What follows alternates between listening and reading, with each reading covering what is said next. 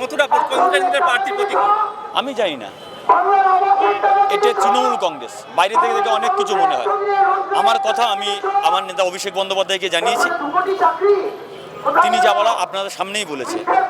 তো ফলে এই প্রশ্ন আপনি আমাকে করছেন, এই প্রশ্নের আমার কোনো উত্তর নেই। এবং আমার এটা মনে হচ্ছে কেউ বা কারা ইচ্ছা করে এই খবর রটাচ্ছে, যে বাজার রটাচ্ছে ভালো থাকবেন, এই খবর রটাবেন না। নওশাদের বিরুদ্ধে দাঁড়ানোর সাহস আছে প্রতীকের?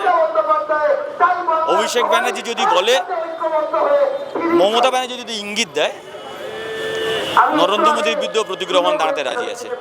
যে প্রতীক রহমান অভিষেক ব্যানার্জির বিরুদ্ধে দাঁড়াতে পারে, অভিষেক ব্যানার্জি পেছনে থাকে এবং মমতা ব্যানার্জির পেছনে থাকলে ডোনাল্ড ট্রাম্পের বিরুদ্ধে প্রতীক রহমান দাঁড়াতে পারে। কোনো ভয় নেই আমাদের। আমরা তৃণমূল কংগ্রেসের কর্মী, ভয় ডরবিহীনভাবেই রাজনীতি করি।